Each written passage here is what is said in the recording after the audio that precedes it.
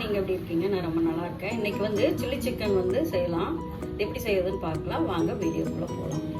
Chilli சிக்கனுக்கு ஒரு 1/2 kilo கறி எடுத்துக்கணும். அதுக்கு இப்போ மசாலா பரட்டிக்கலாம். இப்போ இஞ்சி பூண்டு பேஸ்ட்டு ஒரு 2 ஸ்பூன் போட்டுக்கலாம். அடுத்தது கரம் மசாலா ஒரு 1.5 ஸ்பூன் போட்டுக்கலாம். சீரக பொடி 1 ஸ்பூன் போட்டுக்கலாம். வரமிளகாத்தூள் 1 ஸ்பூன். அடுத்தது முட்டை வந்து 2 முட்டை போட்டுக்கலாம். மிக்ஸ் பண்ணிக்கலாம். நல்லா மிக்ஸ் பண்ணிவிட்டு ஒரு 1/2 மணி நேரம் ஊறட்டுங்கண்ணே. ஊற விட்டு பார்க்கலாம். பாருங்கண்ணே, உப்பு போட்டுக்கலாம். பாருங்க, ஒரு 1/2 எலுமிச்சம்பழம் புழிஞ்சிக்கலாம்.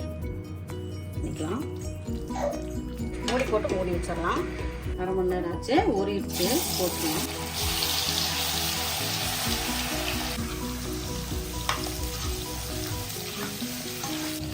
பாருங்கண்ணே, ஒரு 70% வெந்தால் போதும், எடுத்துடலாம்.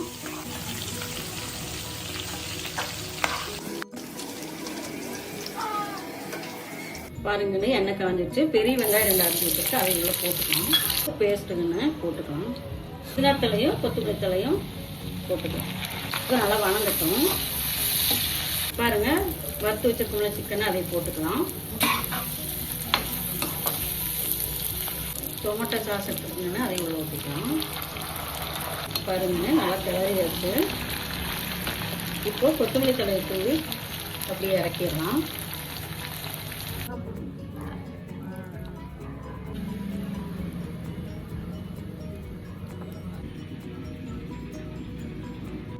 பாருங்கன்னு, இது கோயம்புத்தூர் ஸ்டைல் சில்லி சிக்கனு. நீங்களும் வீட்டில் ட்ரை பண்ணி பாருங்கள்.